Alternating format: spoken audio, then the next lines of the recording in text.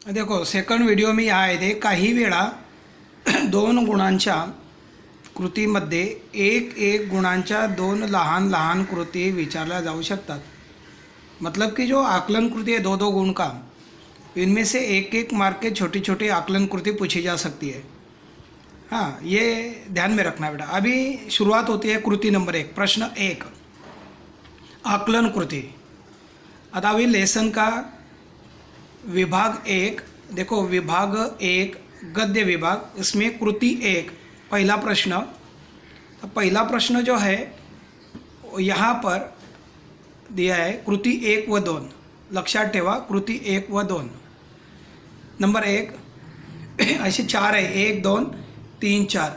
पहला दूसरा नियम में 11 कुछ रूल है, कैसे कैसे आपको एक्टिविटीज आएंगे।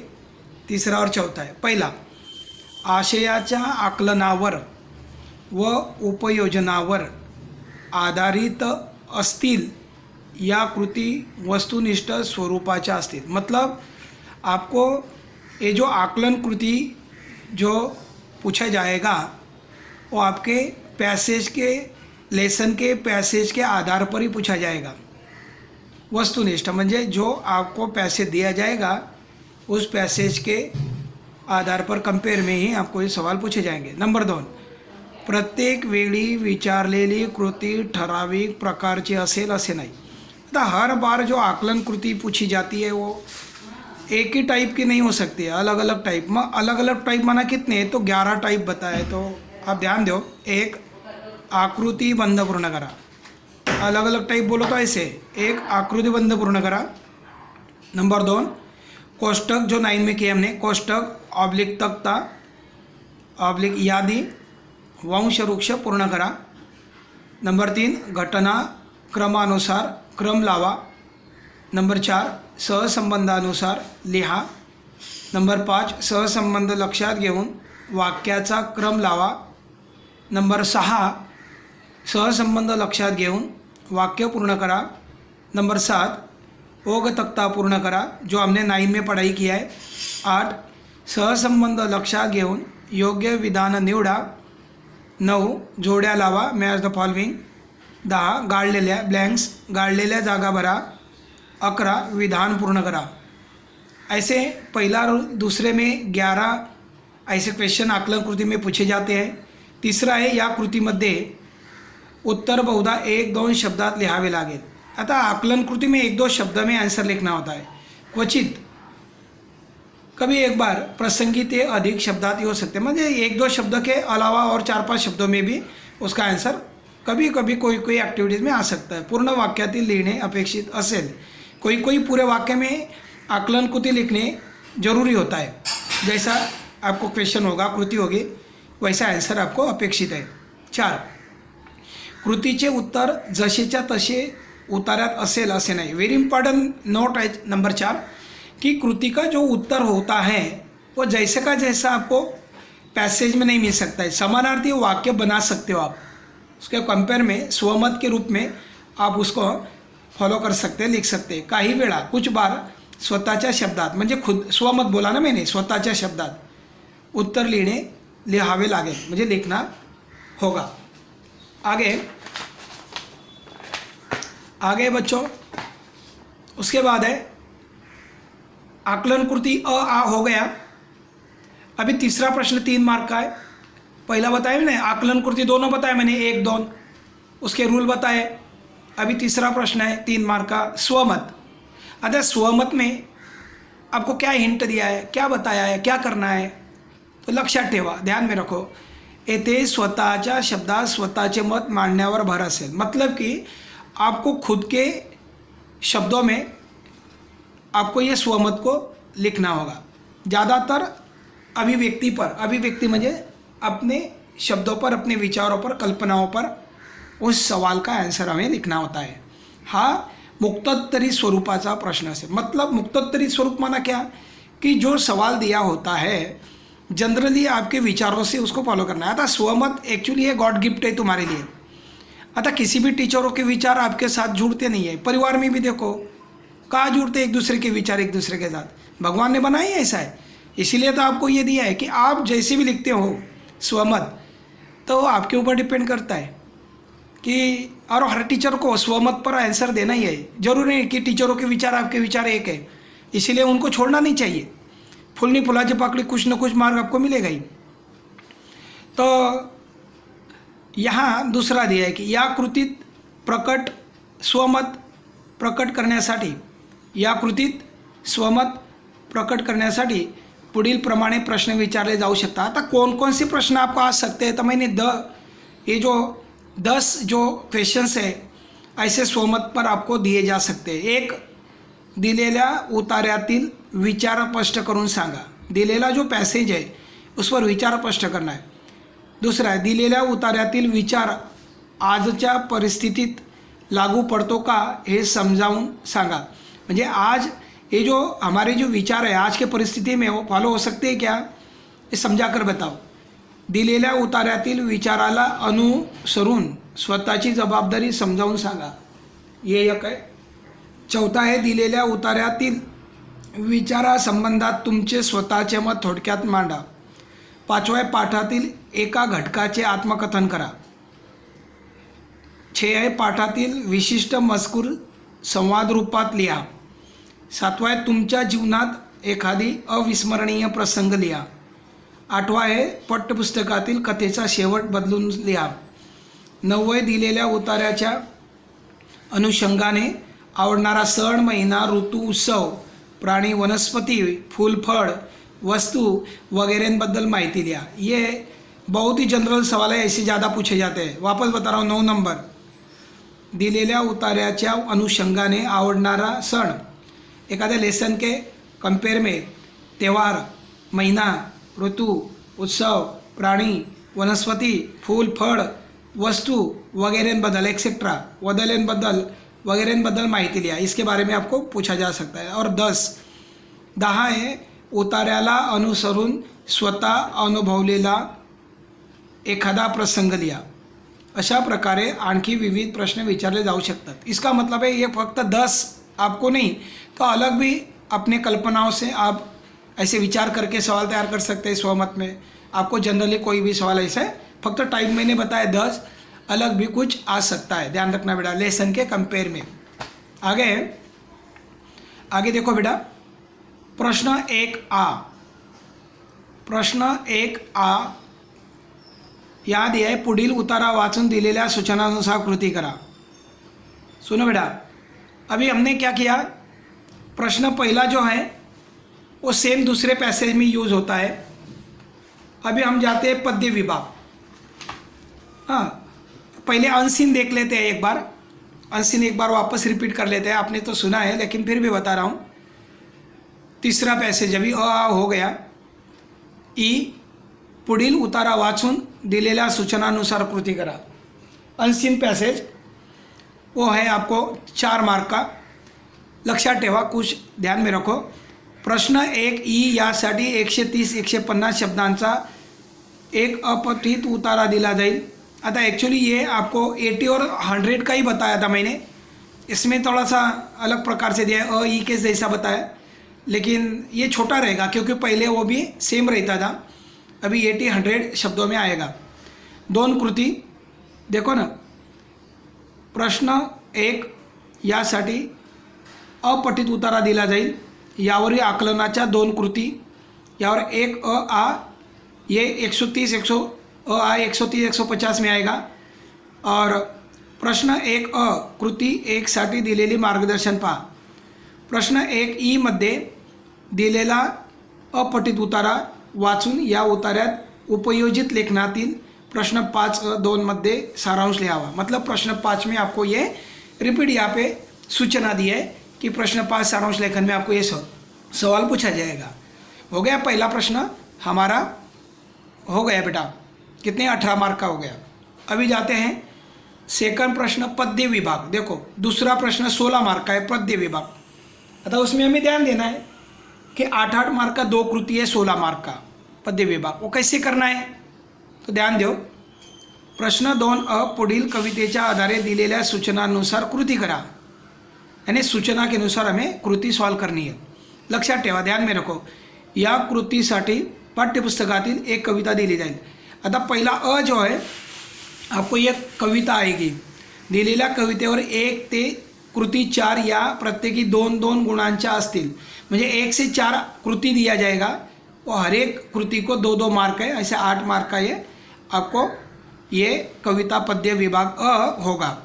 कृति 1-2, 1 और 2 सेम है, 3 और 4 अलग अलग है, इसलिए 1-2 सेम लिखा है यहाँ।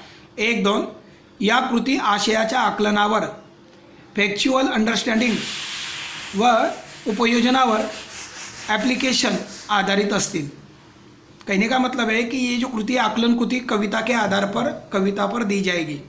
कृति 3 या कृतीमध्ये कवितेतील दिलेल्या 4 शब्दांचे अर्थ विचारले। मैंने पहले टाइम में लिख के दिया कि समानार्थी शब्द रहेंगे। ये अर्थ म्हणजे मीनिंग होता है, मीनिंग म्हणजे समानार्थी होता है, तो ये लिखने होंगे।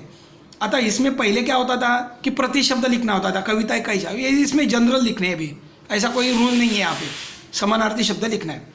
कृति 4 ही कृती काव्य सौंदर्यावर आधारित असेल। यामध्ये विचार सौंदर्य, भाव सौंदर्य, अर्थ सौंदर्य या 3 घटकांपैकी कोणत्याही एका घटकावर कृति विचारली जाईल। सुनो बेटा, मैंने बोला था कि यहाँ पे थोड़ा रूल बदला है।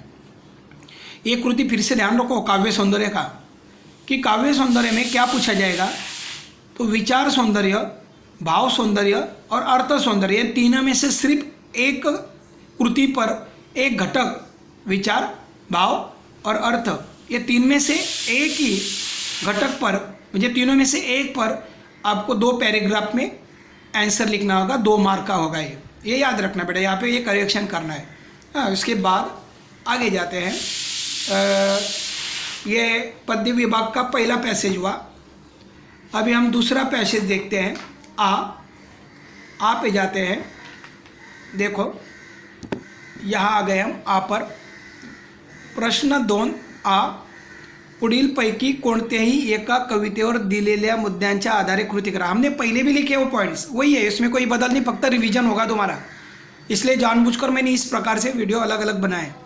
लक्षात ठेवा, अभी पोएम का 8 मार्क का दूसरा पैसेज, पहली कविता दी जाएगी, दूसरी कविता नहीं आएगी, कविता के 2 नाम आएंगे।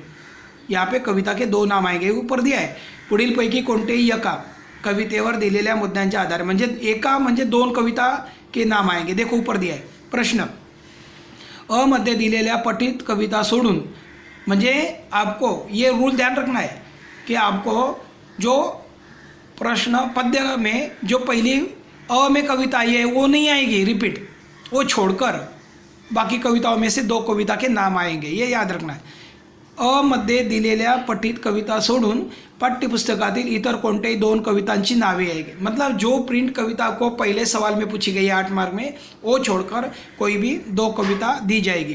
त्यापैकी कोणत्याही एका कवितेवर दिलेल्या मुद्द्यांच्या आधारे कविता करणे अपेक्षित है। मतलब कि जो कविता है 2 आएगी, उसमें से एक कविता पर आपको ये 6 आपको आउटलाइन दी जाएगी। हाँ, रसग्रहण बोलते हैं ना ऐसे आउटलाइन। तो आउटलाइन के कुछ रूल है जो मैंने लिख के दिए थे पहले वीडियो में। प्रस्तुत कवितेचे कवी, कवयित्री, यही बोला था। दूसरा है प्रस्तुत कवितेचा विषय, प्रस्तुत कवितेतील दिलेल्या 2 ओळींचा सरळ अर्थ, 4 शब्द देंगे। प्रस्तुत कवितेत मिळणारा संदेश, और चौथा है कविता आवडण्याचे, मना पसंद है ना पसंद है उसके बारे में रीज़न। और 6 है प्रस्तुत कवितेतील 4 शब्दांचा अर्थ। देखो उधर दिया है 2 लाइन उसका अर्थ, और इधर 4 समानार्थी शब्द है उसका आपको अर्थ। पहले कविता में भी 4 समानार्थी शब्द है, लेकिन इसमें क्या दिया है कि प्रत्येकी 1-1 गुण, पहला जो है पहला और दूसरा में 1-1 गुण है, प्रत्येकी 2-2 गुण। मतलब इधर नीचे सूचना दी है कि वरील 6 कृतींपैकी 1-1 गुणाच्या 2 कृती आणि 2-2 गुणांच्या 4 कृतीपैकी 8 गुणांच्या कोणतेही 5 कृति विचारल्या जातील। मतलब इनमें से कोई भी 5 कृति दी जाएगी। पहला और दूसरा सवाल जो है 1-1 मार्क का, वो करना ही होगा, तभी आपका मैच होता है मार्क भी, ये याद रखना, पहले भी बताया था मैंने। अभी इधर देखो ऐसे नीचे दिया है ना, देखो एग्जाम्पल, 1-2 दिवस किंवा रंग मजेचे रंग उद्याचे, ऐसे 2 कविता का नाम दिया जाएगा। और ये देखो इधर दिया है, कैसे दिया है, एक फॉर एग्जाम्पल आपको पढ़ के बता दूँ। एक पैटर्न दिया है क्वेश्चन का, वो कैसे पूछा जाएगा वो आपको बता रहा हूँ। देखो 2 दिवस किंवा रंग मजेचे रंग उद्याचे, ये दिया है ना बेटा। तो इसमें कैसे दिया है, पहला प्रस्तुत कवितेचे कवी कवयित्री यांचे नाव 1 मार्क. प्रस्तुत कवितेचा विषय 1 मार्क. झोत भट्टीत शेकावे पोलाद असे आयुष्य छान शेकले 2 दिवस वाट पाण्यात गेले 2 दुखात गेले या ओळीचा अर्थ म्हणजे 2 दिवस इस कविता का 2 लाइन दिया है क्यों और 2 एक कविता का दिया है. कौन सा है? रंगमजेचे रंगउदयाचे. मतलब दोनों कविता के आपको ऐसे 2-2 लाइन दी जाएगी, ऑप्शन में दिए जाएंगे. दोनों कविता का दिया जाएगा क्योंकि कोई बच्चा कुछ करेगा कोई कुछ करेगा. इनमें फक्त ऑप्शन रहेगा बाकी में नहीं रहेगा. चौथा प्रश्न है प्रस्तुत कवितेतून मिळणारा संदेश और प्रस्तुत कविता आवडण्याचे व न आवडण्याचे. बस देखो ना इसमें ये 6 में से ऊपर जो 6 दिए है, ऊपर ये जो 6 दिए है इनमें से आपको यहाँ पे 5 पूछे गए हैं. लेकिन पोएम की जो लाइन है उसमें ऑप्शन पूछा जाएगा और बाकी जो है वो सिंगल प्रश्न ऐसे 5 प्रश्न पूछेंगे. पहले 1-1 मार्क, फिर इसको 2 मार्क, फिर 2 मार्क, फिर 2 मार्क. ये 6 मार्क और ये 1-1 मार्क, 8 मार्क होते हैं. फिर इसके बाद है तीसरा प्रश्न बच्चों स्थूल वाचन. ध्यान दो बेटा, स्थूल वाचन तीसरा प्रश्न आए हम. हाँ, पोएम के ये 16 मार्क के 8-8 कृति के 2 पोएम सेक्शन हमने देखा. उसमें कैसे आपको सवाल पूछे जा सकते हैं. एक पैटर्न भी बताया मैंने कि कैसे सवाल आपको पोएम में आ सकता है. अभी स्थूल वाचन के कुछ रूल है वो देखेंगे. पुढीलपैकी कोणतेही 2 कृती सोडवा. आता आगे आपको स्थूल वाचन के बारे में 2 कृती म्हणजे 2 प्रश्न है वो सॉल्व करने. लक्षात ठेवा स्थूल वाचनातील पाठाला संवादी असे एखादे निवेदन, जाहिरात, बातमी, व्यंगचित्र, चित्र यापैकी काही एक दिलेले असेल आणि त्यावर आधारित असा संवाद, मनोगत, स्वगत किंवा प्रतिक्रिया लिहायला सांगितले जाईल.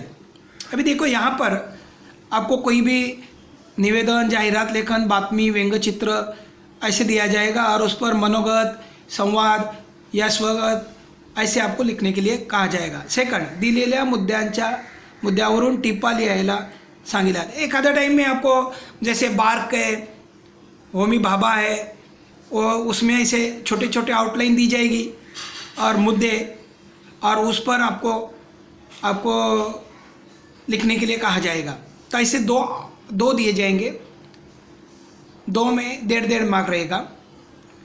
आगे है पुढील संदेश. तीसरा है पुढील संदेश, विचार, मूल्य किंवा एकंदरीत आशय यांच्या आधारे कृतीची रचना केलेली असेल ऐसा सवाल होगा.